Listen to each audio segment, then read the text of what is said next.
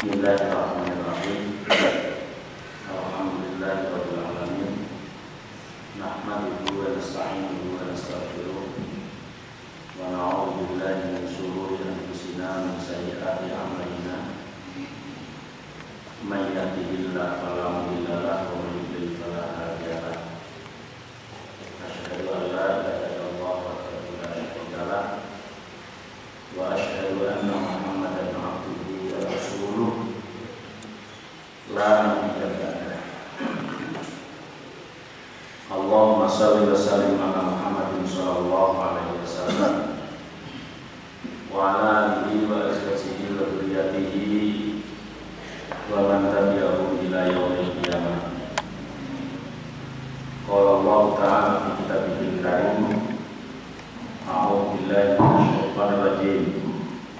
Ya ayyuhalladzina amanu taqullaha haqqa tuqatih wa la tamutunna illa wa antum muslimun. Ya ayyuhan nasu taqu rabbakum alladzi khalaqakum min nafsin wahidah wa khalaqa minha zawjaha wa batha minhuma rijalan katsiran wa nisaa'a wattaqullaha alladzi tasaaluna bihi wal arham innallaha kana 'alaykum raqiba. Ya ayyuhalladzina amanu taqullaha wa qulu qawlan sadida yuslih lakum a'malakum wa yaghfir lakum dhunubakum wa may yuti'illaha wa rasulahu faqad faza fawzan 'azima. Fala fa inna khairal hadits kitabullah wa khairal hadi hadi Muhammadin sallallahu alaihi wasallam wa syarrul umuri muhdatsatuha wa kullu muhdatsatin bid'atun wa kullu bid'atin dhalalatun wa kullu dhalalatin finnar. Hadirin wal hadirat, ikhwani wa akhwati rahimani wa rahimakumullah. Alhamdulillah, puji syukur kehadirat Allah Subhanahu wa taala, yang mana Allah Subhanahu wa taala senantiasa selalu memberikan nikmat, memberikan rahmat, anugerah kepada kita semua, yang nikmat-nikmatnya tidak bisa kita hitung. Bagi kaum nikmatullahi la tuhsuha. Apabila kalian mau menghitung nikmat Allah yang Allah kasihkan kepada kita, niscaya tidak bisa menghitungnya. Saking banyaknya nikmat Allah yang Allah berikan kepada kita, baik nikmat jasmani atau yang terutama adalah nikmat rohani, nikmat beragama Islam, nikmat kita punya iman, punya keyakinan kita yang benar. Maka dari itu mari kita syukuri dengan puji tahmid, kita ucapkan alhamdulillahirabbil alamin. Shalawat dan juga salam semoga tercurahkan kepada Nabi kita Muhammad sallallahu alaihi wasallam dan juga kepada para sahabatnya wa ala ashabihi dan kepada keluarganya wa ala alihi dan juga kepada istri-istrinya wa ala azwajihi dan kepada pengikut setianya orang tabi'ahum bi ihsan, dan tidak ketinggalan juga kepada jamaah yang hadir di majelis ini. Semoga senantiasa mendapat keberkahan, rahmat dan salamnya Allah Subhanahu wa taala. Hadirin wa hadirat rahimani wa rahimakumullah, sampai ayat 40 sudah ganti tema. Kemarin menceritakan tentang Nabi Adam, ya. Selesai ceritanya Nabi Adam sampai diturunkan ke dunia.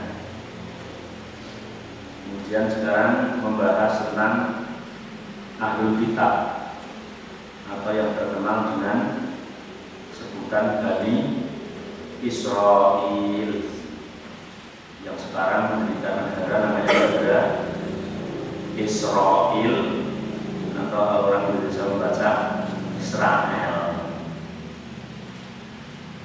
A'udzu billahi minasyaitonir rajim. Ya bani Israil اذكروا نعمتي التي أنعمت عليكم وأوفوا بعهدي أوف بعهدكم وإياي فارهبون وآمنوا بما أنزلت مصدقا لما معكم ولا تكونوا أول كافر به ولا تشتروا بآياتي ثمنا قليلا وإياي فاتقون. Ya Bani Israil, hai anak-anak Israil, dipanggil anak-anak Israil. Ulkuru, ingatlah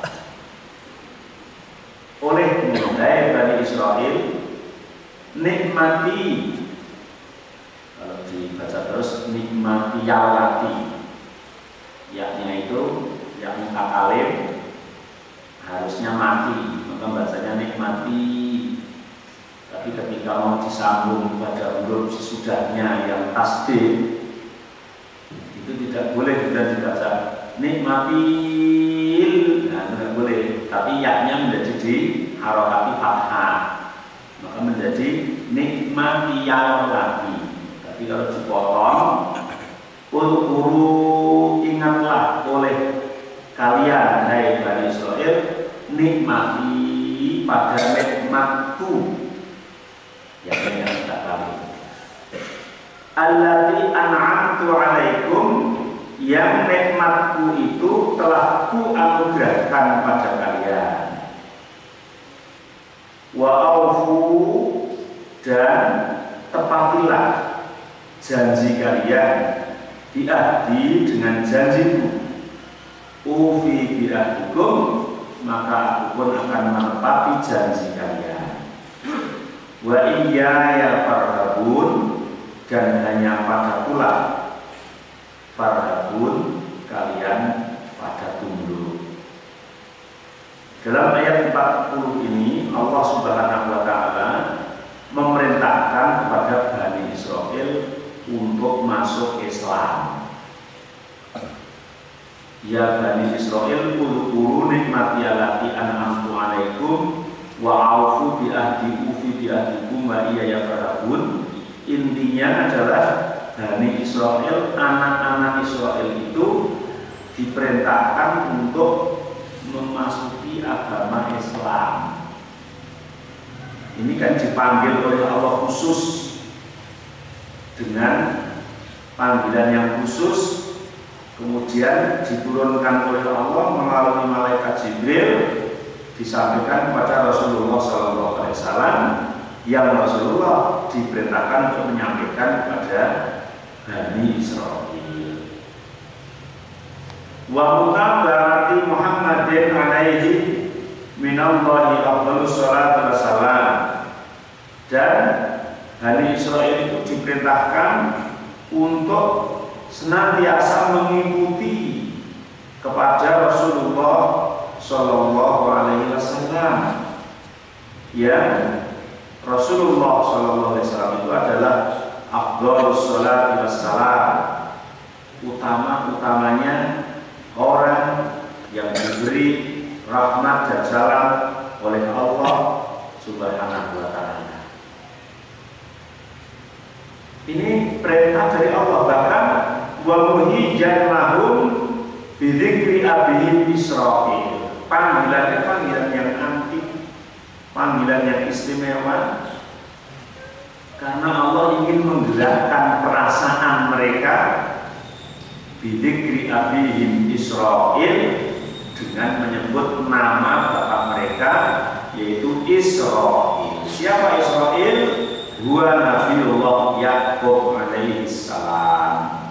Israil itu adalah Nabi Yaqub alaihi salam, putra Nabi Ishak alaihi salam, putra Nabi Ibrahim alaihi salam. Anak istri tua dari Nabi Ibrahim itu dari Sarah, tapi lahirnya belakangan. Kalau Ismail anak istri muda, tapi lahirnya duluan. Ini kalau istilah orang Jawa berarti tua mana? Anak istri tua lahir belakangan, anak istri muda lahir duluan. Itu kalau istilah orang Jawa tua mana? Jadi dengan nikah, mama nggak punya anak, mungkin sampai 5 tahun atau 10 tahun. Kemudian karena nggak punya anak, terus nikah lagi perempuan lain yang bisa lebih muda, bisa sejajar, lain ya. Setelah nikah dengan istri muda, ternyata istri muda segera hamil, kemudian melahirkan anak. Tidak selang beberapa lama, mungkin setahun 2 tahun, ternyata istri tua juga hamil. Setelah hamil, anak istri muda sudah umur 3 tahun atau 4 tahun, baru lahirlah anak dari istri tua. Coba kalau orang Jawa, kira-kira tua mana? Tua yang anak istri tua atau yang istri muda? Istri muda. Masya Allah. Tapi orang-orang Bani Israil ini menyebutnya kami adalah saudara tua. Enggak ngerti. Kami adalah saudara tua, walaupun lahir belakangan. Saudara tua. Maka orang-orang Arab yang keturunan Ismail dianggap saudara muda. Kan kami anak istri tua.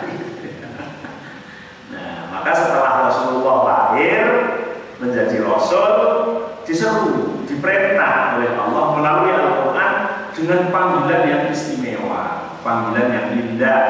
Ya Bani Israil, hei anak-anak Israil, anak-anak Nabi Yaqub, kamu itu orang istimewa.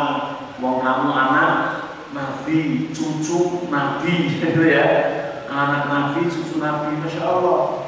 Orang istimewa gimana? Nih, watabiruhu ya banil abdis sholeh al-muti'i lillah. Bahkan kalau bisa diperjelas, kata-kata ya Bani Israil itu bisa diungkapkan menjadi ya Bani abdis sholih al-muti'i lillah. Hei anak-anaknya orang sholih, hei anak-anaknya orang yang senantiasa taat kepada Allah, hei anak-anaknya orang ahli surga, hei anak-anaknya orang yang dekat kepada Allah. Panggilan istimewa itu, panggilan istimewa. Ya Bani Israil, karena Israil itu Nabi. Nabi itu orang yang paling sholih dibanding selain Nabi, orang yang paling taat kepada Allah, orang yang paling dekat kepada Allah, orang yang pasti masuk surga. Maka mereka pintar sekarang membuat negara namanya Israel, namanya tidak Yahudi. Karena kalau Yahudi tidak jadi nabi. Anak Israel yang paling gede itu Yahudi kan tidak jadi nabi. Ya, maka namanya dia menggunakan nama Israel. Ya, nama Israel. Untung nggak pakai nama Ibrahim ya. Nama Ibrahim gimana lagi nanti? Makanya sekarang kan jadi semalakama. Yang jelek itu Bani Israel, tapi negaranya namanya Israel. Harusnya negaranya itu namanya Bani Israel. Karena kalau anaknya kan belum tentu seperti bapaknya. Seperti bapaknya. Hei anak-anak orang yang soleh, hei anak-anaknya orang yang taat kepada Allah, hei anak-anaknya orang yang dekat kepada Allah, hei anak-anaknya orang yang ahli surga, kunu misla abikum fi mutabaratil haqq. Seruan itu, hei kamu orang anak-anaknya orang yang baik, jadilah kalian seperti Bapak kalian di dalam mengikuti kebenaran. Jangan hanya berbangga kalau saya anaknya orang soleh, tapi ikutilah kesolehan bapakmu. Jangan hanya berbangga dengan menyandang gelar nama, ya, Bani Israel kan itu ya. Kadang-kadang di kita kan masih kayak gitu ya. Darah biru, darah merah, darah hijau gitu ya. Saya ini keluarganya Syekh ini, keluarganya Ustaz ini, keluarganya Kiai ini. Wes pokoknya surganya saya itu mesti diistimewakan terlebih dahulu. Padahal tidak mau meniru amalan-amalannya. Itu nggak bisa. Sebagaimana ini Bani Israil itu lebih daripada anak soleh, daripada anak orang yang soleh. Karena bapaknya Nabi, jelas. Tapi masih perintah oleh Allah, kunu misra abikum fi mutabi'atil haqq. Jadilah kalian sebagaimana bapak-bapak kalian di dalam mengikuti kebenaran. Bapak kalian itu orang yang soleh, bapak kalian itu orang yang istimewa, bapak kalian itu orang ahli surga karena mengikuti kebenaran, mengikuti jejak ayahnya, yaitu mengikuti Nabiullah Ishak alaihissalam. Yang Nabiullah Ishak mengikuti jejak ayahnya Nabiullah Ibrahim alaihissalam. Jangan mengikuti seperti mbah kalian, bapaknya Ibrahim, itu siapa namanya? Azar. Azar. Tuh jangan mengikuti yang itu. Kama taqulu ya ibnal karim if'al kada wa kada, ya ibnas syuja' barizil aqal, ya ibnal alim utlubul ilma, kan begitu. Hei anaknya orang yang mulia, jadilah semulia ayahmu. Hei anak sang pemberani, menjadi pahlawanlah, menjadi pemberanilah seperti ayahmu. Hei anaknya orang yang alim, utlubul ilma, carilah ilmu, jangan mengandalkan kealimannya orang tuanya aja. Kalau kamu tidak alim, tidak ada artinya, kan gitu. Jadi kalau ayahnya alim, orang tuanya alim, mbahnya alim, bagaimana supaya menjadi alim? Ya tolakul ilmi. Janganlah cukup ayah saya yang alim, saya belum lain. Maka ilmu semakin habis, maka tanda kiamat semakin dekat. Itu harusnya seorang anak harus lebih alim daripada ayahnya. Seorang murid juga harus lebih alim daripada gurunya. Berarti pendidikannya sukses. Kalau menurun, ayahnya alim ini, anaknya semakin sedikit, anak cucunya semakin sedikit, ya habis. Jadi anak harus lebih alim. Maka ini Bani Israil diingatkan. Wa min dzalika ayatun qauluhu ta'ala, begitu juga Allah berfirman dalam ayat lain, dzurriyyatan man hamalna ma'anu innahu kana 'abdan syakura, dalam surat Al-Isra. Dzurriyyatan, keturunannya orang, hamalna ma'anu, yang kami membawa bersama Nuh, innahu kana 'abdan syakura, karena sesungguhnya Nuh adalah hamba yang penuh bersyukur.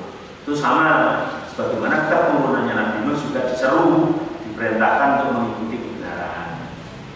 Fa Israel wa Yaqub, Israel itu adalah Nabi Yaqub.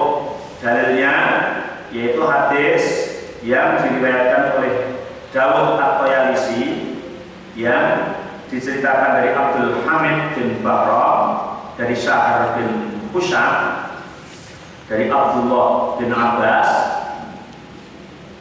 bahwa Abdullah bin Abbas mengatakan, hadarat ashabatu minal yahud Nabi Allah sallallahu alaihi wasallam.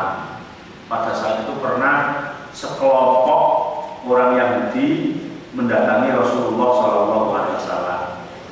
Sekelompok orang Yahudi mendatangi Rasulullah sallallahu alaihi wasallam. Faqala lahu, kemudian Rasulullah berkata kepada sekelompok orang Yahudi tersebut, hal ta'lamuna anna Israel Yakub. Hei anak-anak Israel, tahukah kalian kalau yang disebut Israel itu adalah Yakub? Tahu nggak kamu sebagai anak cucunya? Lalu mereka pada menjawab, Allahumma na'am. Ya Allah, benar. Aku ngerti bahwa Israel itu adalah Yakub. Faqala Nabi sallallahu alaihi wasallam, maka kemudian Nabi Muhammad sallallahu alaihi wasallam bersabda, Allahumma syahad. Ya Allah, ini jawaban orang-orang Yahudi, jadikanlah sebagai saksi bahwa Israel adalah Nabiullah Yakub alaihissalam. Nama kecilnya adalah Israel, kemudian setelah jadi nabi berganti nama menjadi Yakub. Faqala al-A'mash an Ismail ibni Raja an Umar maula ibni Abbas an Abdillah ibni Abbas anna Israel kaqaulika Abdullah wa qauluhu ta'ala udhkuru nikmati allati an'amtu 'alaikum. Sesungguhnya Israel adalah seperti ucapanmu, itu hamba Allah yang menjadi nabi Allah, yaitu Nabiullah Yakub alaihissalam. Ya Bani Israel, hei anak-anak Israel selesai. Anak Israel. Jadi ini ayat yang ke-40 sampai 43, 44. Ini semuanya seruan terhadap Bani Israel. Akan tetapi tidak melulu pada Bani Israel saja, karena sampai sekarang dibaca oleh umat Muslim, umat Muhammad, jadi juga peringatan-peringatan itu berlaku bagi kita pula. Di antaranya ada hikmah-hikmah yang perlu kita petik. Belum tentu anaknya orang yang baik-baik itu menjadi baik, belum tentu. Ya, belum tentu anaknya orang yang taat itu juga taat. Dan kemudian kita harus selalu mendamai mereka. Kemudian seruan Allah, udhkuru nikmati allati an'amtu 'alaikum. Hei Bani Israel, ingatlah kalian, ingatlah olehmu, nikmati pada nikmatku, allati an'amtu 'alaikum, yang nikmatku itu telah kuanugerahkan pada kalian. Bani Israel, ingat, kamu sudah menjadi anak orang yang mulia, anak orang yang soleh, anak orang yang menjadi surga, anak nabi, anak rasul. Ingat nikmatku kata Allah yang telah kuanugerahkan kepadamu. Apa nikmat itu? Nikmatullah menurut Imam Mujahid, nikmatullahi allati an'ama biha 'alaihim fi ma sama wa fi ma siwa dzalika anna fajrulahum al-hijr wa anzala 'alaihim al-manna wa salwa wa najahum min ubudiyati ali fir'aun. Nikmat yang besar-besar banyak, tapi ada beberapa nikmat besar yang diberikan oleh Allah pada Bani Israel itu. Di antaranya ada 3. 1, nikmat anna fajrulahum al-hijr wa anzala 'alaihim al-manna wa salwa wa najahum min ubudiyati ali fir'aun. 1, Bani Israel itu pernah dikasih tolongan oleh Allah, batu itu mengeluarkan 12 sumber. Nah, itu kan tidak pernah diberikan kecuali pada Bani Israel. Pada saat kekeringan, ya, pernah ditolong oleh Allah, ada 1 batu mengeluarkan 12 sumber dari batu yang tidak masuk akal, dan itu nikmat. Dan yang kedua, nikmat yang besar dan tidak pernah diberikan kepada umat lain, bahkan termasuk umat Muhammad, wa anzala 'alaihim al-manna was-salwa. Ketika dikejar Firaun, hujan menyeberang Laut Merah, kemudian ditahan di Pajanti, ya. Pajanti itu apa ya, tanah lapang gitu. Dan di situ adanya pasir dan batu-batu, ada pohon dan dikit-dikit. Kemudian mau makan apa? Karena ketika di Mesir itu subur tanahnya. Di Mesir ada yang menjadi pengusaha, menjadi petani, menjadi ini itu. Artinya di mana padang teh itu nggak bisa bekerja, dan itu selama 40 tahun. Di situ dikasih rezeki oleh Allah langsung mana dan salwa. Nanti ketika sampai pembahasan itu akan ditafsirkan apa itu makanan mana dan salwa. Itu makanan dari surga. Sebagian yang ditafsir mengatakan mana itu kayak embun yang kemudian nempel di batu-batu gitu. Kalau dimakan itu enak, manis, menghilangkan dahaga. Dan setiap warga Bani Israel yang di situ butuh itu tidak saja ada, tapi sudah paling merempel. Salwa itu burung, jadi burung terbang nempel di batu-batu itu sudah seperti burung darah putih. Ya. Jadi dari surga, nah, itu belum pernah diberikan kepada selain dari Israel. Ya kok kurang syukur dengan itu ya, sudah diberi kayak begitu. Nih, kemudian yang ketiga, wanajahu min ubudiyatil Fir'aun, diselamatkan dari kekejaman Raja Fir'aun. Bahkan ketika Fir'aun mengumumkan, ayo dari kaum Bani Israel yang hamil sekarang harus diperiksa, melahirkan laki-laki harus dibunuh, gitu. Yang melahirkan perempuan biarkan hidup. Tapi Allah akan menyelamatkan Musa sekaligus mau ngece terhadap Fir'aun, gitu. Kalau yang makar itu Allah, yang ngece itu Allah kan sudah tidak bisa dilawan. Ternyata Musa lahir diperintahkan oleh Allah, hanyutkan anakmu ke sungai itu. Sudah ditaruh di peti itu aja, hanyutkan. Terus gimana Allah bisa nanti? Aku yang menyelamatkan. Maka termasuk ibunya Nabi Musa itu salah satu orang perempuan yang mendapat wahyu. Tapi walaupun mendapat wahyu tetap tidak jadi nabi, karena nabi itu laki-laki. Ya, dapat wahyu. Wa auha, Allah memberikan wahyu kepada ibunya Nabi Musa, hanyutkan anakmu. Ternyata hanyut, dikutil oleh kakak perempuannya yang di pinggir sungai. Terus mau kemana ini? Adikku yang ganteng. Ternyata hanyut di Sungai Nil menuju ke pemandian permaisuri raja. Ditemukanlah oleh istri Firaun. Dapat itu bagus sekali, dibuka ternyata bayi laki-laki. Dan dibawa ke istana. Firaun melihat, wah itu harus dibunuh karena itu anak laki-laki. Ternyata istrinya bilang, enggak, ini kan kita dapat di sungai, ini nggak ngerti anak siapa. Siapa tahu besok kita ambil menjadi anak karena kita nggak punya anak.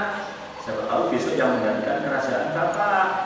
Ternyata disetujui yang itu, Masya Allah. Disetujui, dibawa ke kerajaan. Kemudian Fir'aun mengadakan sayembara, diumumkan siapa yang mau menyusui anak angkatku, gitu ya. Nah, karena kan belum ada susu sapi dulu ya, diumumkan. Terus banyak orang-orang Mesir situ yang mendapatkan susu sapi banyak, tapi setiap ibu yang menyusui ke situ disusui Musa nggak mau, gebes-gebes ya. Ini bukan milik itu kan gitu ya, karena mau seorang nabi nggak kayak kita pelaku sebenarnya, nggak mau dia.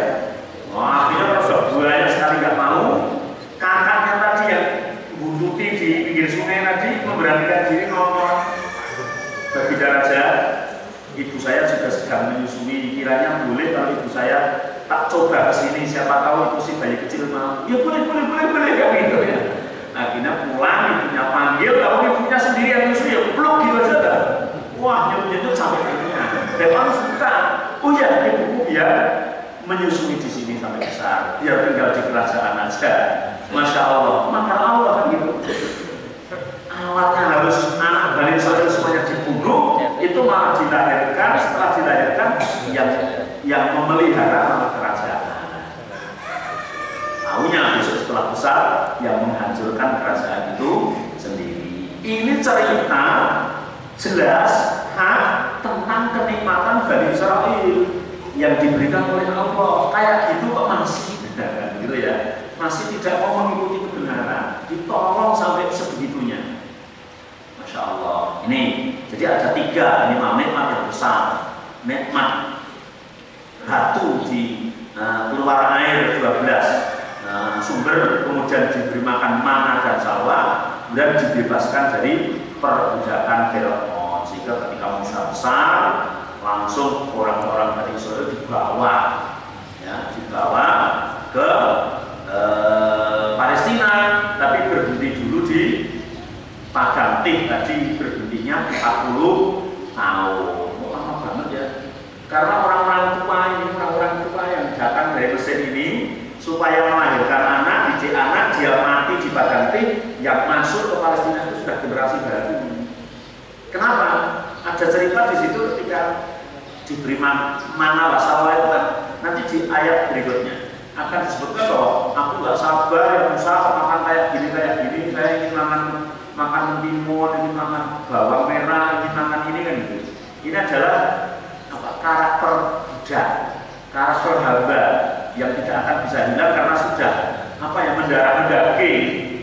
Sehingga yang disiapkan oleh Allah nanti untuk masuk Palestina, yang pada saat itu Palestina itu masih dikuasai oleh raja yang dolim, itu nanti anak-anak mereka. Sehingga ketika di Padang itu lahirlah Nabi Daud alaihissalam, lahir Raja Tolut kan begitu, baru bisa masuk ke negara Palestina. Ini nikmat, Masya Allah. Makanya sekarang itu mereka mengklaim bahwa menduduki Palestina menjadi negara Israel itu adalah merebut tanahku sendiri.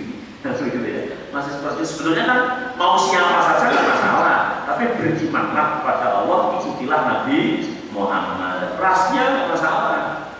Yang menjadi masalah itu kan nggak mau mengikuti Rasulullah SAW. Imam Abu Aliyah mengatakan, nikmatuhu an ja'ala minhumul anbiya war rusul wa anzala alaihimul kutub.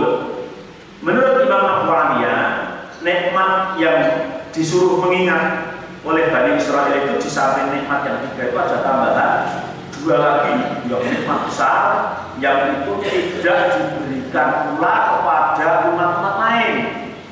Apa itu? Yang pertama, anjala minhumul anbiya wa rasul, anak turunnya pada menjadi nabi. Enggak ada yang lain itu ya. Jadi sampai ada Nabi Musa, Nabi Dawud, Nabi Sulaiman, ya, Nabi terakhir Nabi Isa, itu berpuluh-puluh bahkan beratus-ratus nabi. Jadi mereka itu keluarga nabi, ya, keluarga Anbiya. Masya Allah, istimewa sekali. Terus kemudian yang kedua, wa anzala alaihimul kutub, kemudian mereka diberi kitab-kitab turun kepada mereka. Kalau yang turunannya Ismail, nggak ada satu yang jadi nabi kecuali Rasulullah Shallallahu Alaihi Wasallam. Tapi keturunannya Ishak, keturunannya Yakub, keturunannya Israel, itu banyak yang jadi nabi. Itu adalah merupakan nikmat besar. Walaupun pada saat itu juga memang Yahudi itu kurang ajarnya, Masya Allah. Mereka itu dilahirkan di tengah kalangan yang banyak nabi pun dibunuh, gitu ya. Yang turunah ambiya'ahum, Masya Allah, nabi pun dibunuh karena saking kurang ajarnya. Sehingga selalu diingatkan oleh Allah. Wa hadza qauli Musa alaihissalam, ya qaumi dzkuru nikmatallahi 'alaikum idza ja'ala fikum anbiya wa ja'alakum mulukan wa atakum ma lam yu'ta ahadun minal 'alamin. Dalam surat Al-Maidah ayat 20, perkataan Musa tentang nikmat yang diberikan oleh Allah kepada Bani Israel. Ya qaumi, hai kaumku, kata Musa, uzkuru, ingatlah oleh kalian nikmatullahi 'alaikum, pada nikmat Allah yang diberikan kepada kalian. Apa? Irja'ala fikum anbiya. Ketika itu orang-orang tuamu atau keluarga-keluargamu banyak yang menjadi nabi. Istimewa. Nah, kita itu punya keluarga banyak dari ustaz saya pun senang kan? Keluarganya jadi nabi juga. Ya Allah, dan itu tidak boleh kita minta sekarang karena sudah ditutup Nabi akhir zaman Muhammad. Kita dengan doa yang ya Allah, semoga aku jadi nabi, itu mesti nabi palsu. Malah jadi nabi palsu. Tapi nggak boleh karena Nabi Muhammad khotamul anbiya, sebagai penutup para nabi. Ya paling maksimal doa kita itu, ya Allah, keluargaku jadi orang soleh, jadi orang mukmin, jadi orang muslim yang taat, jadi ahli surga. Besok di surga kumpul sama para nabi, para rasul boleh. Tapi kalau ya Allah anakku jadikanlah nabi, nggak boleh doa. Sebagaimana doa yang di dalam surat Maryam, doanya Maryam ya, Allahumma anzil ma'idati minas sama, itu sekarang nggak boleh. Ya Allah, turunkanlah hidangan dari langit. Itu sekarang nggak boleh. Ya. Nah, itu khusus bagi Maryam saja dulu ya, yang selalu dituruni hidangan dari langit. Saya hidangannya bukan sendiri.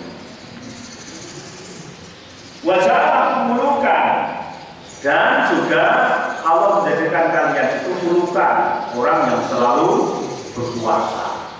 Di muka bumi kamu berkuasa, keluarga-keluargamu jadi nabi. Wa atakum ma lam yu'ta ahadan minal alamin. Al-Qur'an jelas bilang seperti itu, yang dikatakan Musa. Dulu dikatakan Musa, kemudian dijadikan ayat Al-Qur'an oleh Allah, diberikan kepada Nabi Muhammad. Wa atakum ma lam yu'ta ahadan minal alamin. Dan Allah telah memberikan nikmat kepada kalian, hai Bani Israel, yang nikmat-nikmat tersebut belum pernah diberikan kepada umat manusia di muka bumi ini selain kalian. Jadi nikmatnya Masya Allah besar sekali yang dikasihkan oleh Allah kepada Bani Israel. Imam Muhammad bin Ishaq meriwayatkan dari Muhammad bin Abi Muhammad, dari Ikrimah, dari Sa'id bin Jubair, dari Ibnu Abbas, masalah udhkuru nikmati allati an'amtu 'alaikum. Ingatlah oleh wahai Bani Israel akan nikmatku yang telah Kuanugerahkan kepada kalian. Ai balai indakum wa inda abaikum lamma kana najahum min fir'aun wa qaumihi. Pada saat itu adalah engkau aku selamatkan ketika engkau mendapat bala musibah yang besar di kala zaman Fir'aun, dan kalian aku selamatkan, aku bebaskan. Anjazalakum ma wa'atakum alaihi min tasdiqihi wa itba'ihi biwaqti ma kana alaikum minal asor. Pada saat itu aku selamatkan, aku penuhi apa yang kujanjikan padamu, dan karena kalian akan membenarkan apa yang dibawa, akan mengikuti kebenaran itu. Biwaqti maka alaikum minal asor, dan aku telah meletakkan beban-beban yang berat pada kalian. Wal awlad allati kanat fi a'naikum bidunubikum, dan juga rantai belenggu yang selalu mengikat pada leher-leher kalian bidunubikum karena dosa-dosa kalian. Alatika min ahdasikum, yang berada dari nenek moyang kalian. Itu nikmat. Ku bebaskan kalian dari genggaman Fir'aun. Ku selamatkan beban-beban kalian yang ku hilangkan, dan dosa-dosa kalian yang banyak ku ampuni. Itu adalah merupakan nikmat yang besar. Bahkan Imam Hasan Basri juga mensutir dari firman Allah, yang Allah Subhanahu wa ta'ala berfirman, wa laqad akhadallahu mitsaqa bani Israil wa laqad akhadallahu mitsaqa bani Israil wa ba'athna minhum isnai 'asyara naqiba. Dan sungguh Allah telah mengambil janji kepada Bani Israel dan mengutus Bani Israel isnai 'asyara naqiba. Ada 12 pemimpin dari Bani Israel. Allah mengambil janji mengutus Bani Israel, ada 12 pemimpin. Maka Allah inni ma'akum, dan kemudian Allah berfirman inni ma'akum, sesungguhnya aku bersama kalian ya Bani Israel. Lain aqamtus shalah wa ataitumuz zakat, akan tetapi kalian harus mendirikan sholat dan memberikan zakat. Jadi ternyata di zaman Bani Israil juga sudah ada sholat. Ketika Islam era itu kan sholat 50 kali, kemudian di langit yang berapa kan ketemu Nabi Musa. Jadi justru umat Nabi Musa Bani Israil sholatnya 50 kali. Wa'ataitumuz zakat, kemudian kalian harus menunaikan zakat. Wa amantum birusuli, dan kalian harus beriman pada Rasulku, kepada Rasulku. Kemudian wa azartumuhum, dan kalian memberikan bantuan kepada mereka. Wa aqradtumullahu qardan hasanan, dan kalian memberikan pinjaman-pinjaman yang bagus. La ukaffiranna ankum sayyi'atikum, niscaya aku akan menghapus, akan menutupi kejelekan-kejelekan kalian. Wala adkhulannakum jannatin tajri min tahtihal anhar, dan niscaya aku akan masukkan kalian dalam surga-surga yang bawahnya sungai-sungai yang mengalir. Artinya orang Bani Israil itu juga kalau beriman, Masya Allah, di ayat yang beberapa sudah dijelaskan, bisa jadi mereka itu punya pahala dua. Pahala dua kalau beriman kepada Allah, beriman juga kepada Rasulullah Shallallahu Alaihi Wasallam. Karena Allah telah berjanji kepada Bani Israil, di mana letak janji tersebut? Waladhi aqadallahu alaihim fit Taurat. Hal itu, janji tersebut sudah ada tertulis di dalam kitab Allah, bahwa Bani Israil kalau mau beriman, mau melaksanakan sholat, zakat, iman dengan Rasul yang diutus, mau membantu kaum fakir, memberikan hutanan yang bagus, ya tidak riba, maka akan ditutupi kejelekannya dan akan dimasukkan ke dalam surga yang mengalir sungai-sungai di bawahnya. Anahu saya mengaku min Bani Ismail nabiyyan aziman yuti'uhu jami'as syu'um. Bahkan dalam Taurat itu telah tertulis ketika menafsirkan ayat ini, wa amantum birusuli, dan kalian harus beriman dengan Rasulku. Itu di Taurat sudah ditulis bahwa besok akan lahir dari Bani Ismail, bukan hanya dari Bani Israil terus loh. Kalian Bani Israil, besok akhir zaman aku akan mengutus seorang nabi, seorang rasul yang lahir dari Bani Ismail, nabi yang aziman, dan adalah nabi yang besar, nabi yang agung. Kenapa? Yuti'uhu jami'us syu'ub, yang akan mentaati, akan mengikuti semua suku bangsa dari kalangan mana saja, dan tidak ketinggalan termasuk dari kalian yang kalian mengatasnamakan sebagai Bani Israil, juga harus mematuhi nabi yang nanti lahir dari Bani Ismail. Itu juga dari saudara kalian, entah saudara muda atau saudara tua, lahir dari Ismail, yang Ismail itu dari Hajar. Hajar itu istri mudanya Nabi Ibrahim alaihissalam. Itu telah tertulis di dalam Taurat. Wal murad bihi Muhammad sallallahu alaihi wasallam, yang dimaksud Bani Ismail yaitu Nabi Muhammad bin Abdullah bin Abdul Muthalib bin Hashim bin Abdul Manaf sampai kepada Ismail alaihissalam. Terus janjinya gimana? Janjinya berbunyi faman iddabahu wa farahu lahu dabbah wa atqalahu jannah wa ja'ala lahu ajrain. Barang siapa dari Bani Israil yang mengikuti Muhammad nanti ketika Muhammad lahir, maka akan diberi minimal 3 keuntungan besar. 1, diampuni dosanya. Dosa-dosa yang telah lalu diampuni. Jadi sekarang kalau ada orang Yahudi Bani Israil masuk Islam, Masya Allah, 1, dosanya langsung diampuni. Itu sudah janji Al-Quran. Yang kedua, masukkan surga.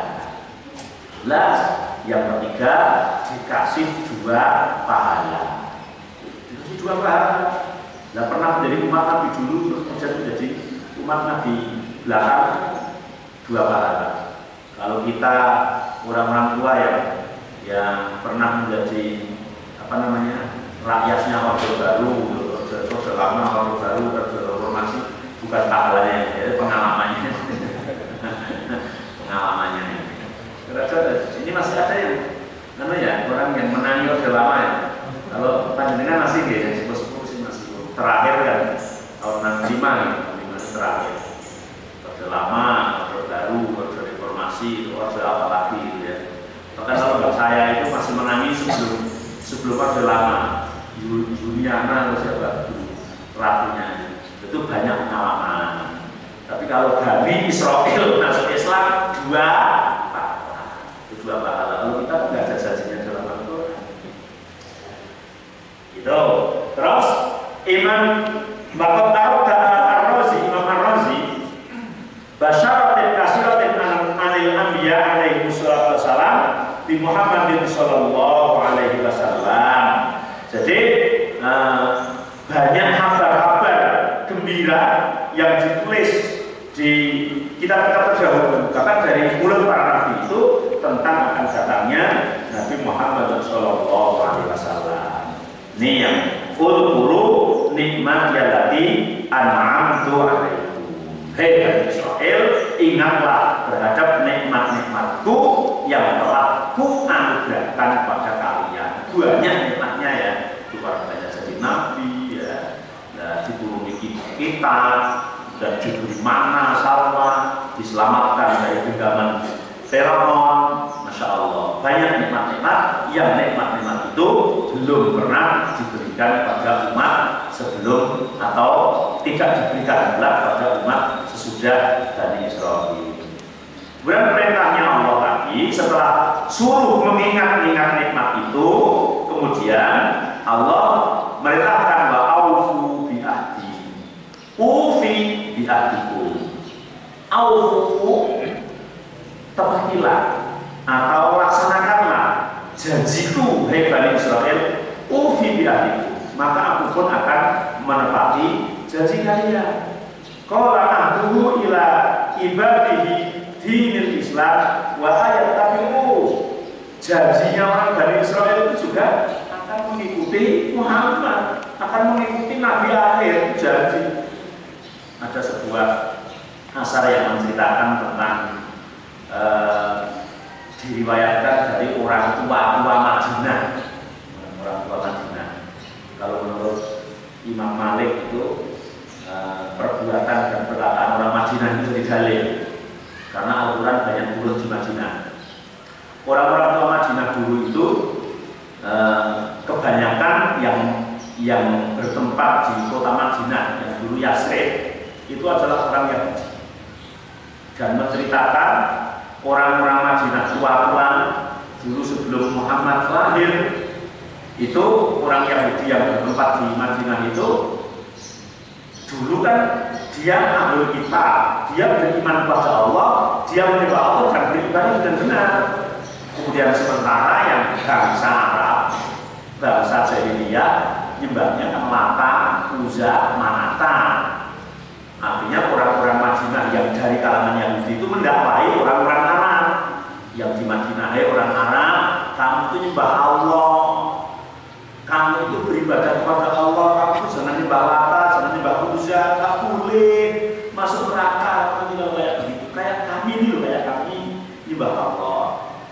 Karena orang Jahiliyahnya itu tetap ngeyel, akhirnya keluar statement dari mulut orang Yahudi itu, besok akhir zaman akan ada nabi namanya Ahmad yang akan membawa agama yang benar. Kalau kalian ngeyel tidak mau nyembah Allah, maka kalian akan diusir dari Madinah ini. Itu ada asal sahabat menceritakan seperti itu.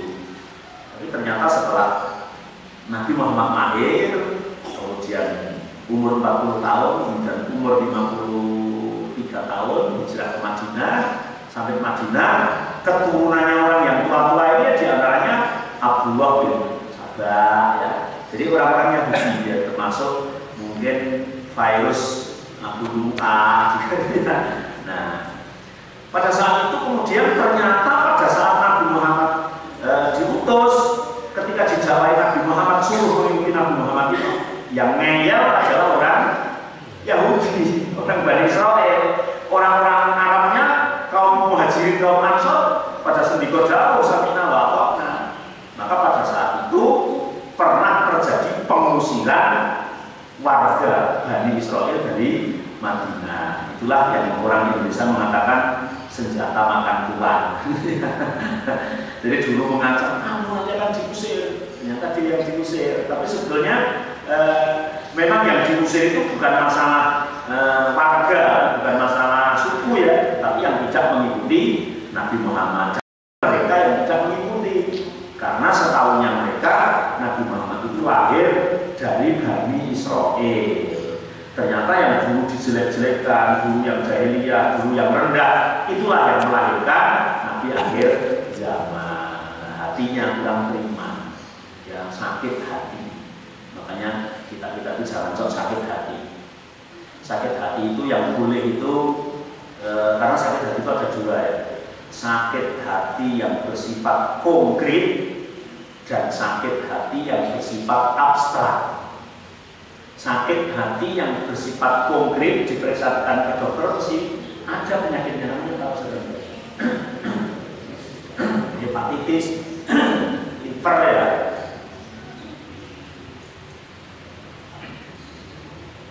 Itu kalau belum parah mungkin segera sembuh, tapi kalau sudah parah sulit. Akhirnya semakin parah, biasanya tidak bisa mengeluarkan cairan itu hanya berhenti di perut, dan perutnya membesar, disedot biasanya nanti sebentar lagi sudah membesar lagi, disedot itu hepatitis bahaya. Tapi ketika sudah parah, bahayanya apa? Meninggal. Yang meninggal siapa? Yang sakit. Yang meninggal yang sakit toh? Yang sakit hepatitis itu yang meninggal, yang lain tidak. Tapi ada sakit hati yang sifatnya abstrak. Sakit hati ketika diperiksakan ke dokter tidak ada penyakitnya, karena USG-nya atau ronsennya nggak bisa tembus sampai itu. Tapi kalau dibawa pulang sakit, karena gara-gara sakitnya apa? Kalau tetangganya bangun rumah baik sakit ya, bawa ke rumah sakit tidak sembuh gitu ya. Nah paling sembuh pulang, lihat tetangganya beli mobil sakit lagi gitu kan. Nah jadi lihat orang lain nikmat, orang lain jalan nikmat itu selalu sakit. Wah itu sulit itu. Itu sakit hati yang bersifat abstrak namanya. Obatnya harus nasihat. Nah itu masya Allah, melihat orang lain baik, melihat orang lain mendapat nikmat Allah, melihat orang lain bahagia itu sengsara ya. Semakin banyak yang bahagia berarti semakin sengsara. Lah sakit hati yang abstrak ini kalau parah, semakin parah tetap akan menimbulkan kematian. Yang mati siapa? Bukan hanya yang sakit, bisa jadi yang lain ikut sakit. Iya, yang lain ikut sakit. Itu ya seperti umpamanya korban di Suriah yang mati sangat banyak, itu kan karena sakit hati. Ya, karena sakit hati seseorang, sakit hatinya orang Amerika, sakit hatinya orang Iran. Perang biasanya jadi perang, yang mati banyak, hanya sakit hati. Di kita yang skala kecil seperti itu, kalau sakit hati jadi runyam nggak karu-karuan. Jadinya ada demo, ada geger, ada bunga, permusuhan karena sakit hati seseorang. Maka sakit hati yang sifatnya abstrak itu lebih bahaya daripada sakit hati yang bersifat konkret. Bahkan kalau sakit hati yang bersifat konkret, kalau meninggal jadi syahid. Rasulullah mengatakan di antara mati syahid itu orang yang mati karena perutnya besar, kan begitu, perutnya sakit itu syahid. Tapi sakit hati yang abstrak, contoh dulu yaitu Bani Israel. Zaman Nabi Muhammad, Abu Lahab itu ketika perang Badar, dia sudah sepede-pedenya bahwa Quraisy itu menang. Ternyata ditunggu-tunggu beritanya 10 hari, 20 hari, sekian hari datang berita bahwa pasukan Abu Lahab kalah. Dia langsung mati ya, sakit hati, masya Allah. Dan akan sakit selama-lamanya, kan begitu. Itu maka kita jangan sampai menanam sakit hati yang seperti itu. Ya, dijaga hati kita.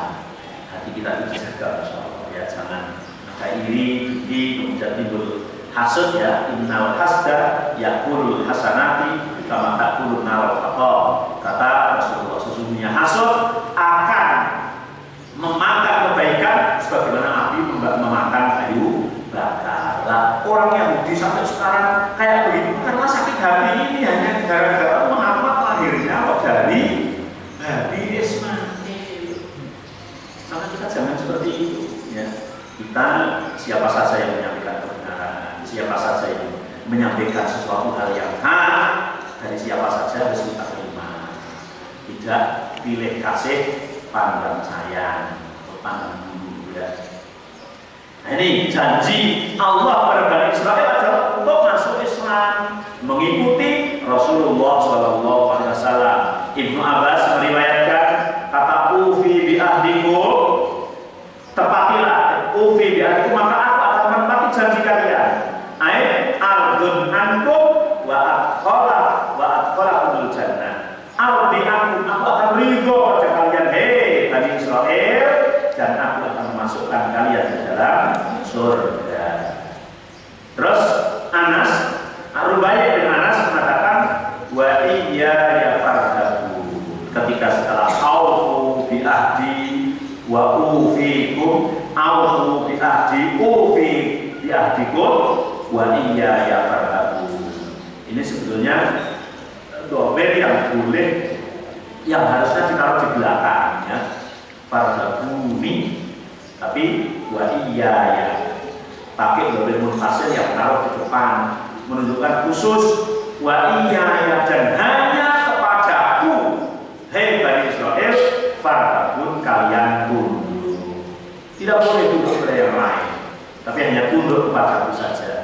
An anzal bikum ma anzaltu biman kana qablakum min abaikum minan nikmat allati araftum minal masjid wa ghairi.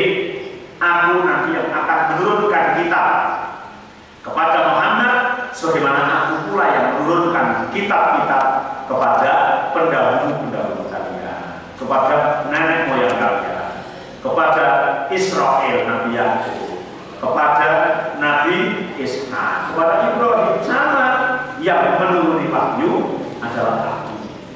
Wa hadza intiqalu min at-targhib ila tarhib fata'ahum ilaihi birruhbah wa ruhbah la'allahum yarji'un ila al-haq wa tibai rasul. Ini cara Allah menurunkan wahyu kepada Nabi Muhammad dengan kata-kata yang diberikan kepada orang Bani Israel, kadang-kadang dengan kabar gembira, tapi kadang-kadang dengan kabar duka. Kalau kamu mengikuti nanti akan aku beri, kalau nggak mengikuti efek sampingannya ini, bahayanya ini. Sehingga kemudian ayat selanjutnya Allah mengatakan wa aminu bima anzaltu musaddiqal lima ma'akum. Wa aminu, dan berimanlah kalian bima anzaltu, dengan Al-Qur'an yang telah aku turunkan, musaddiqal lima ma'akum, yang Al-Qur'an itu adalah membenarkan kitab-kitab yang dahulu. Musaddiqal, membenarkan. Bahasa membenarkan gimana? Mengiyakan. Ketika Al-Quran nggak cocok dengan Injil, Injilnya nggak ada masalah, sudah dirubah. Nggak cocok dengan Taurat, Tauratnya yang bermasalah. Taurat itu sekarang perjanjian lama kan begitu. Karena Al-Quran diturunkan musaddiqal lima ma'akum, membenarkan apa-apa yang ada di kalian. Yakni Al-Quran alladzi anzala Muhammad an-nabiyul ummi al-arabi basyiran wa nadhiran wa sirajan muniran mustamilan alal haq min Allah musaddiqan lima baina yadayhi min at-taurat wal injil. Al-Quran diturunkan satu, basyiran, memberi kabar gembira. Kabar gembira, siapa yang takwa, siapa yang beramal soleh akan dapat surga. Kabar gembira. Wa nadhiran, tapi juga menjadi kabar duka. Yang kufur, yang tidak mau mengikuti, yang memusuhi Muhammad, maka imbalannya neraka. Wasirajan munira, dan lampu yang menerangi, ya sebagai hidayah, petunjuk. Oh ini hak, ini batil, ini harus kita lakukan, tidak. Sirajannya adalah istirojah itu kan apa namanya lampu besar, sebagai lampu munirah yang menerangi. Mustamilan ala haq minallah, mengandung kebenaran dari Allah. Yang mengandung kebenaran dari Allah, tidak dari yang lain.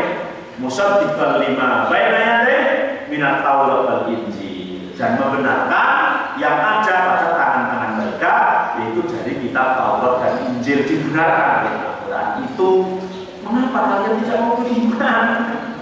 Nah, kok tidak mau beriman? Wong itu membenarkannya.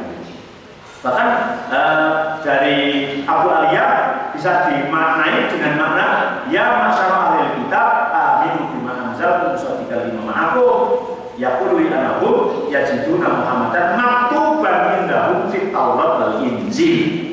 Hei Bani Israel, mengimanilah ayat-ayat yang aku turunkan kepada Muhammad, karena itu membenarkan ayat-ayat yang aku tulis pada Taurat dan Injil. Dan mereka sudah tahu bahwa besok akan turun Muhammad itu kan ya'rifunahu kama ya'rifuna abna'ahu. Mereka mengetahui sebagaimana mereka mengetahui anaknya sendiri. Lebih, kalau orang tua mengenal anaknya sendiri itu sangat kenal, tapi tidak lebih kenal sebagaimana orang Yahudi mengenali Nabi Muhammad. Kan kalau kita tahu anak-anak kita itu paling tahu anak-anak kita itu laki-laki, tahu kok perempuan, kok kesukaannya ini, apa namanya, kepandaiannya ini, dia hakatnya ini, paling kayak gitu. Dan itu pun belum tentu besok jadi apa, nggak ngerti dong. Kita punya anak terus besok mau jadi apa, saya tahu, nggak ada. Tapi Bani Israel itu mengetahui Muhammad sejak belum lahir, Abdullah belum nikah, bisa jadi Abdullah belum lahir itu sudah ngerti besok ada Nabi akhir namanya Muhammad, besarnya ini, kecilnya seperti ini, besok mendapat wahyu, mereka sudah tahu. Begitu lebih tahu daripada mengetahui anaknya sendiri. Tapi mereka tetap tidak beriman. Kenapa? Karena sakit hati. Maka sakit hati bisa kalah, ya. Kita waspada, jangan bingung kalau kita punya penyakit hati yang seperti ini. Bahkan kemudian pesannya Allah, wala takunu awwala kafirin. Setelah aminu wa aminu bima anzaltu musaddiqan lima ma'akum wala takunu awwala kafirin. Dan janganlah kalian, hei Bani Israel, menjadi orang yang pertama kafir. Maksud ketika orang diturunkan ya kafir pertama kali, kok kamu itu Bani Israel ngisi-ngisi kan gitu. Mau orang jahiliyah yang dulunya menyembah Lata, Uzza, coba yang beriman pertama kali siapa? Abu Bakar, bukan Bani Israel kan gitu. Bukan Khadijah, bukan Bani Israel. Bukan Ali, bukan Bani Israel kan begitu. Dan kamu kan menjadi orang yang kafir yang pertama kali. Kok ngisi-ngisi nih yang gitu. Padahal kamu yang sudah membaca kitab-kitab itu lebih dahulu. Jangan. Sebagian qala ba'du al-mu'rabin wala takunu awwala kafirin bi indakum fihi min al-ilmi ma laysa indahu. Kamu itu punya ilmu pengetahuan yang tidak dimengerti oleh orang lain. Maka wala takunu awwala man kafara bi Muhammad. Jangan jadi orang yang paling pertama kufur terhadap Muhammad sallallahu alaihi wasallam. Karena dia adalah min jinsikum, jenis kalian, ya, ahli kita. Ba'da simaikum bima'idhi, setelah kalian mendengar apa yang disampaikan oleh Rasulullah Sallallahu Alaihi Wasallam. Jangan menjadi orang yang kafir yang pertama kali, Masya Allah. Karena kalian adalah orang yang tahu. Awal man kafara bihi min Bani Israel. Kok ternyata orang yang kafir pertama kali kok orang Bani Israel, Masya Allah. Kenapa? Li'anahu qad taqaddamahu min kufari Quraisy wa waihi min al-Arab, ya, bisyarrin kasir. Karena ya tadi di belakang Muhammad disusul orang Quraisy yang dosanya banyak, maksiatnya banyak, kejelekannya banyak. Kok malah kamu yang jadi kafir pertama kali? Jangan seperti itu. Ini yang diingatkan oleh Allah Subhanahu wa taala di dalam ayat ini. Wala takunu awwala kafirin. Wala tastaru bi ayati thamanan qalila. Wala tastaru, dan janganlah kalian menjual menjual biayati dengan ayatku samanan qalilan dengan harga yang murah. Setelah kamu menjadi orang yang kafir terlebih dahulu, malah kemudian kalian menjual ayat Allah, padahal tadi nikmat-nikmatnya sudah besar yang diberikan. Apa itu nikmat? Banyak. La taqabu anil iman bi ayati wa tasdiqi rasuli bid dunya wa syahwatiha. Keyakinan-keyakinan yang kamu sudah tanamkan dalam hati mengambil dari Taurat dan Injil tentang iman kepada Nabi Muhammad ternyata hanya ditukar dengan dunia. Kamu takut tau kalau nggak dapat ujian, takut kalau nggak dapat dunia, bahkan wasyahwatiha hanya ditukar dengan syahwat, dengan kesukaan, dengan keinginan. Ngeri, jangan itu, karena dunia itu qalilatun faniyatun. Dunia itu sedikit, fana, dan akan segera lenyap. Imam Ibnu Mubarak mengatakan, Amba'ana Abdurrahman bin Zaid bin Jabir an Harun bin Yazid qala su'ila Hasan yakni Al-Basri, Hasan Al-Basri ditanya, "Thamanan qalila, harga yang rendah adalah as-samanul qalil ad-dunya bihadza firiha." Harga yang murah itu adalah dunia seisinya, apalagi tidak seisinya ya.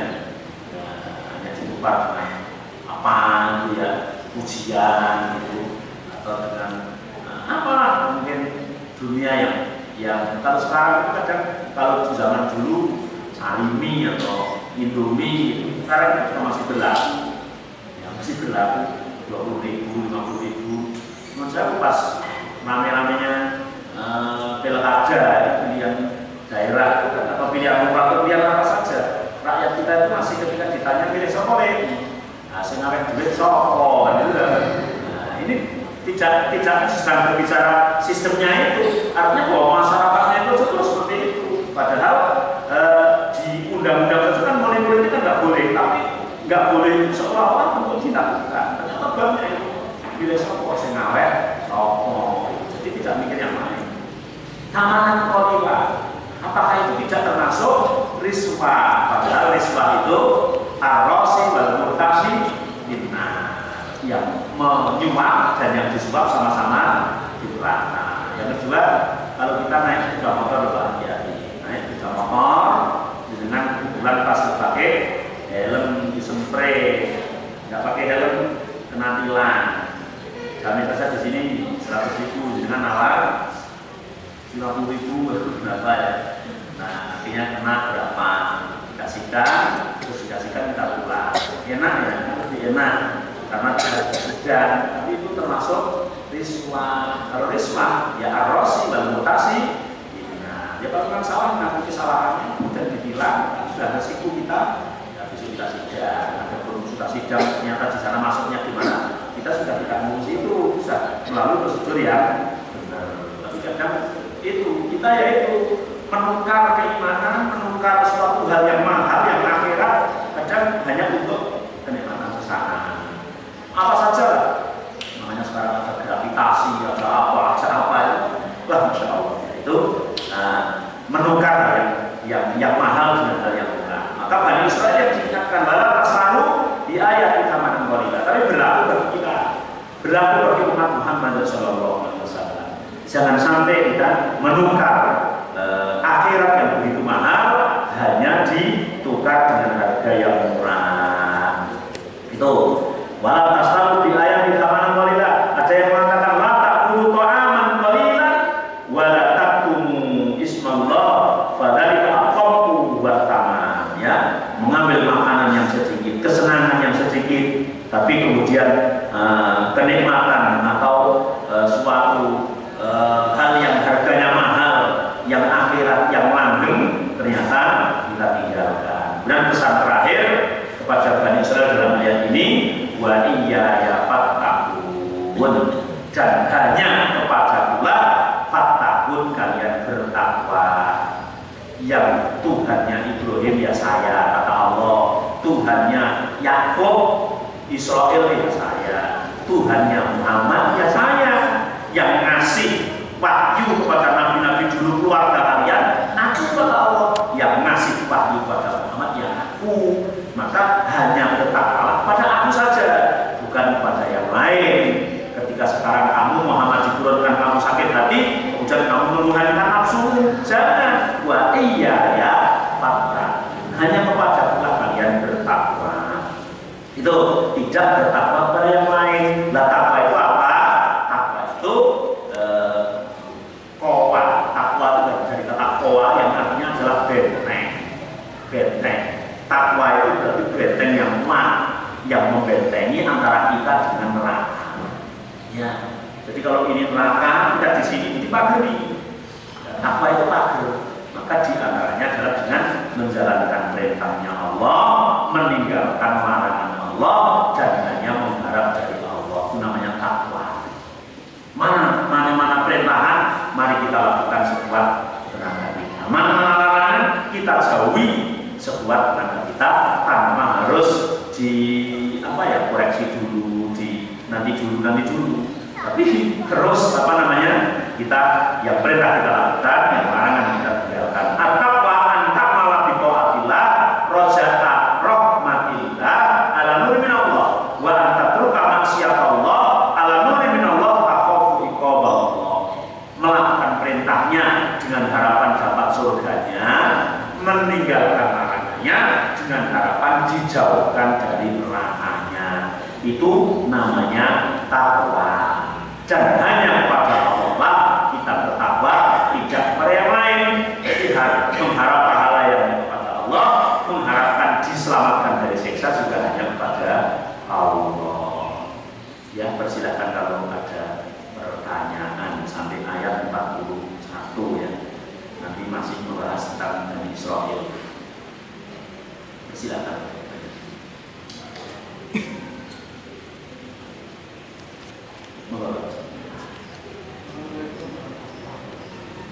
Waalaikumsalam.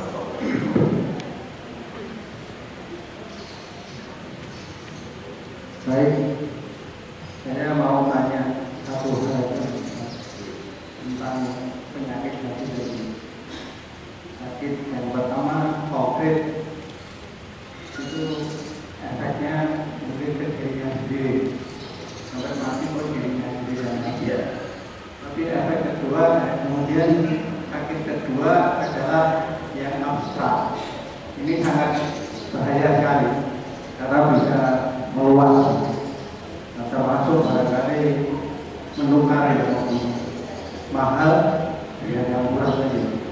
Nah, yang saya tanyakan, bagaimana cara mengobati sakit yang abstrak? Terima kasih. Assalamualaikum warahmatullahi wabarakatuh. Kalau penyakit hati yang konkret mungkin bagian dokter lah ya. Entah mau diapakan, kita bawa ke rumah sakit, yang tahu adalah Pak Dokter dalam mengobatinya. Tapi kalau yang sudah parah, sudah sulit, ya paling sedot itu kan. Kemudian kalau sudah tidak bisa tolong meninggal. Sekarang kemudian bagaimana mengobati penyakit hati yang abstrak? Yang penyakit hati itu tidak kelihatan. Yang penyakit hati itu tidak bagiannya dokter. Bagaimana mengobati? Padahal kita itu makhluk sosial. Sosial itu bukan sosial. Sosial. Makhluk yang tidak bisa hidup sendiri. Tidak bisa hidup sendiri. Dengan ditaruh di tengah hutan sana, buatkan rumah yang mewah, pasangi AC, makanan dikirim terus, tapi nggak boleh keluar sama sekali. Terus bojorin kok itu nggak mau, kurang suka. Ketika hari Minggu mau jalan-jalan, mau senang, mau apa, tapi kumpul orang itu kebahagiaan sendiri. Namanya saja makhluk sosial. Makanya dengan jangan menghukum hewan lain, walaupun hewan itu bukan makhluk sosial. Sosial dia mungkin punya sosial kayak kita. Ada yang punya burung dikurung, lalu kayak bojo dosa ya. Nah, itu jangan itu kita tidak mau. Nah, dan kita mesti interaksi dengan banyak orang. Ketika interaksi dengan banyak orang, ini mesti terjadi gesekan.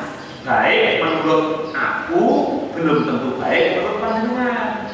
Jadi aku ngomong wis ngati-ngati, wis alon-alon, wis dianggap menyinggung sih. Kan begitu. Karena memang hati itu tidak sehingga gesekan.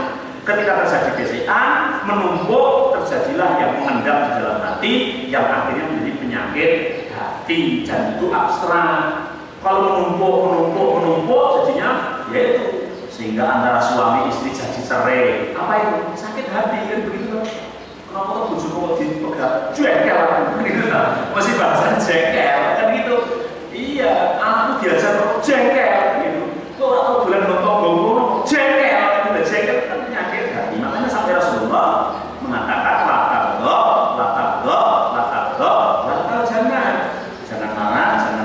jangan marah, hatimu surga.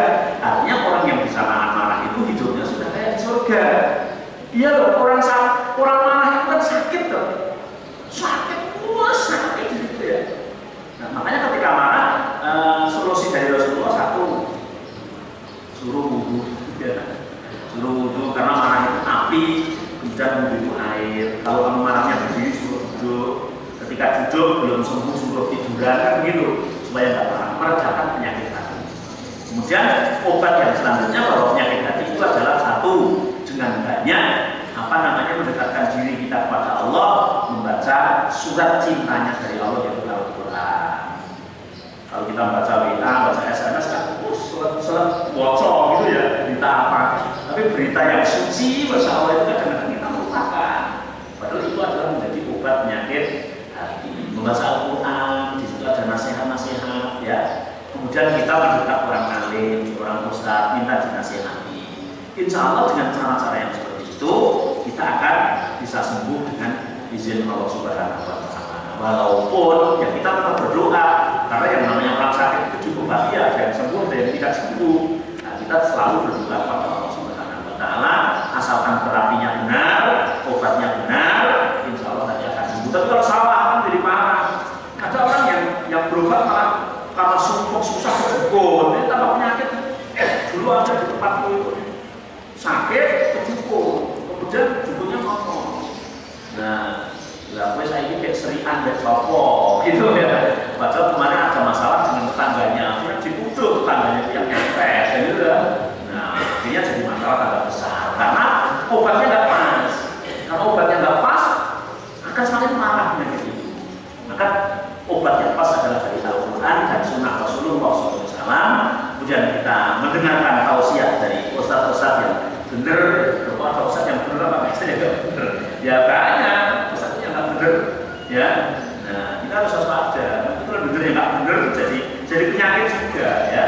Nah, maka dengarkan yang benar, yang bersumber dari Al-Quran dan Sunnah sesuai dengan pemahaman salafus salih. Insya Allah akan sembuh dari penyakit hati tersebut. Termasuk dari Rasulullah tadi kan jangan marah, kan kemarahan ini harus direda.